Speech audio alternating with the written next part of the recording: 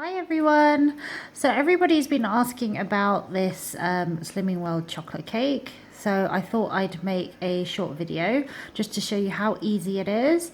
And I know some people are after a little taster at the tasting session next week. I'm actually going to be away, but Hamir is going to provide some. But if you wanted to make your own, literally it is just some sweetener, Quark, which is free, Options hot chocolate or any hot chocolate that's fairly low sin, and a bunch of eggs. So as many eggs as you want, depending on how big the cake is. So firstly, with the Options hot chocolate, if you take a look at the app, it is roughly about 2 cents per 11 grams.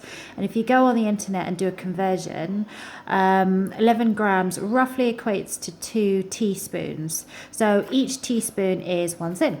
So if we take a look at a teaspoon measure here, this is a half.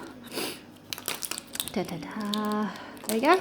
So 1 teaspoon measure, roughly that deep, is 1 cent. And in a cake, I tend to put 6, maybe 8 if I want to make it chocolatey. But it also depends on the number of eggs that you use. So we'll get cracking. So I've cracked the eggs and pop them in the bowl, and I'm just going to whisk this. So it's got the yolk and the whites. There are other recipes where you can just use the whites. It's just that I quite like it with the yolk as well because it makes it a lot more chunkier and you get more cake. So you just whisk that nice and easy, just with a fork is fine. And now you're going to add the sweetener. So to make it as low sin as possible, I would use as much sweetener as possible and use as little chocolate. So I discovered that if you mix 2 sweeteners together, it tastes less chemically. This one is super sweet and it's like sugar, and it's actually granulated, so it's a little bit more chunky, whereas this one is very powdery. But just whatever preference you want. There is no science to the measures, so I can't tell you how many teaspoons. You just chuck it all in. I know that seems a lot, but you would thank me if you didn't put as many. Your cake will taste very eggy, and there have been a few times where my cake does taste really eggy. So I just put the Splenda in, just give that a quick pizzazz. And now I'm going to put the stevia leaf one, which apparently is a little bit more healthier. I can't do this one-handed. God damn you. Okay. I've got to use 2. Okay. So I've opened that.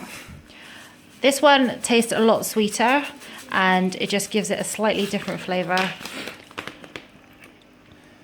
They're all really nice, but I do find that the stevia one is a bit more expensive than the Splenda. So there you go. Mind you, there are 6 eggs in here, so it will taste really eggy if you didn't put that much in there. And my other half is dancing. And he stopped. Okay, so now is the fun part. We're going to put the Options hot chocolate into the egg mixture. I've already put 1, 2, 3, 4, 5, so that's 5 cents. I'm going to put the 6 and look, I've been really good. It's level. Ha! And you just pop it in. And then you give it a quick whiz with your fork. You can also put vanilla essence or cinnamon. And vanilla essence and cinnamon are free, so if you want to give it that extra taste, you can. In fact, I think I will put some cinnamon and vanilla essence. Oh, I'll put both of them in. Okay, so I've got my cinnamon. I don't have that much left. Boo, but it doesn't matter. So I'm literally just going to throw this whole thing in there. And then pop in my Madagascar vanilla extract. Okay, I have to pause. Right, Hello again. Now, the pouring of the vanilla extract. Free. Right. No precise measurement, but just not too much that it tastes like bloop. That's it, I reckon. So now it will taste vanilla-y, cinnamony, and options Belgium hot chocolate-y. I'm just making up words. And then you just whisk. You'll see that my whisking isn't that like thorough. Like you can see there's still bits of powder. But for me it doesn't really matter. I don't care. I'm gonna eat the whole cake anyway. And the thing is, this whole thing is gonna be only 6 cents. Yes, 6 cents. Okay, so now that's done, now we have to add the bulk of it, and it is actually quark. So anyone that hasn't used quark before, it is cheese. So technically you could also make this into a cheesecake, I guess, if you have like a biscuit base. So I'm going to open that. I'm going to pause because I can't do it one-handed. Okay. Right, so I've actually put the whole of the container in. I wasn't going to, but I actually really like this cake, so I thought I'd make a really big one. This one's 500 grams, and this one's from Tesco, but anyone will do. It's a fat-free soft cheese. So again, I'll go with the mixing. Now, slightly different tempo because it's all squishy. And then I'll pause again, and then when it's at a reasonable consistency, we shall play again. Oh, FYI, at this point, I know that there's raw egg in it, so don't eat too much, but you can taste. And I'm going to taste this to see if it tastes sweet enough and not like an omelette. If it does taste more like an omelette, maybe add more sweetener, either that one or whichever one of your choice. So you've got Canderel, Silver Spoon also make one, but there's also some really dodgy ones where it's half sweetener, half actual sugar, so be very careful. So basically have a taste. If it's sweet, great, that's fine. If it's a bit eggy, just chuck more of that stuff in and then continue. Right, so this looks fairly decent now, and I did taste it, and it's yum. It's like chocolate milkshake almost. In fact, you could make this into a milkshake if you saved up all of your healthy A and then mixed it with this cheesy, chocolatey, vanilla-y, cinnamony mixture. So the next bit is really to put it into any casing that you like. So this is quite a deep bowl. It's like big.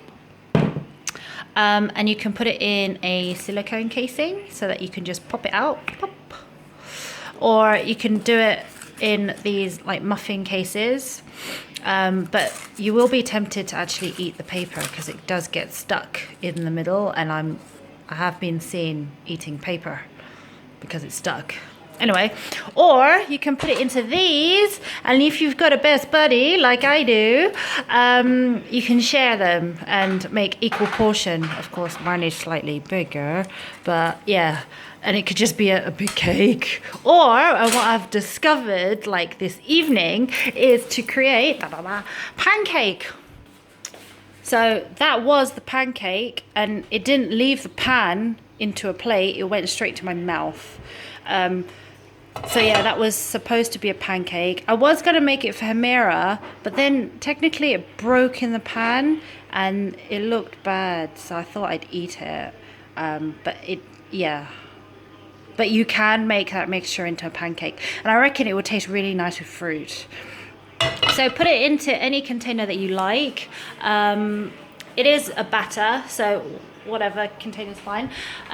In the oven, you would heat this up to like 180, roughly around about 180, for let's say maximum 40 minutes. It really depends what container you use, because if you're using muffin cases, they'll take less time, whereas if you had a deep set type of cake tin, that will take a little bit longer. So you just need an oven with a little window and just look at it rise, and it is going to fall. I won't lie to you, it will fall and it will look kind of weird, but it does taste really nice, and it's a fantastic alternative to naughty chocolate cake.